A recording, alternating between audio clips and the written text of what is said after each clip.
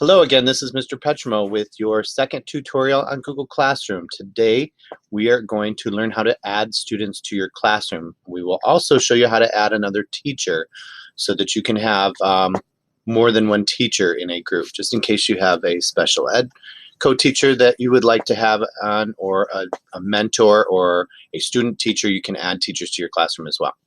So the first thing we're going to do is go to your menu at the top. You have Stream, Classroom, People, and Grades.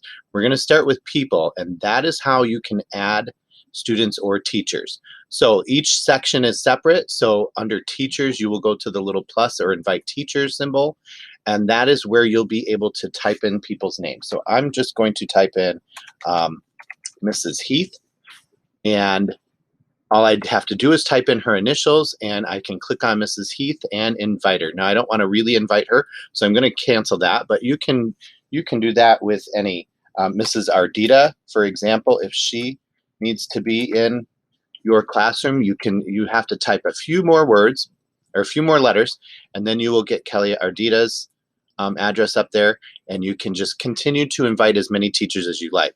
Just remember that they're going to have privileges on your classroom, and they will be able to edit some things. So I'm going to go ahead and cancel this because I really don't want to invite them. This is just a sample. For students, there are two different ways to invite students. The first way is with this invite class code right here. Now, this works really great when you have a classroom full of kids looking at you physically in your room and you have a projector on the board. This is not going to be the best way for distance learning. If they're already in your classroom, that's perfect. When I do have a classroom full of kids, I like to go back to the stream, and then my class code is listed right under my classroom name. And if you click this display button right here, it pops it up into big letters for the kids to read on the screen.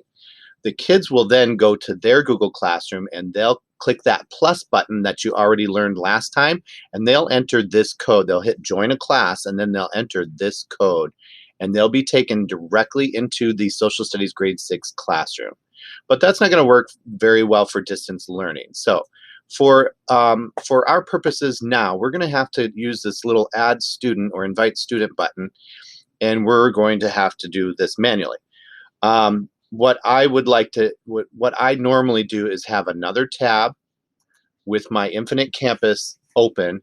Now, I'm not going to actually log in because that would show student names, and that would be a violation of FERPA and COPA. So I'm just going to leave it here, but I would go on my class list, and one at a time, you're going to have to invite them manually. So the student emails work the same way as the teacher emails, and again, I am not going to put in any student emails to violate that purpose, but let's pretend Mr. Osborne is a student, and I can type in his initials, and there he goes right here at the top.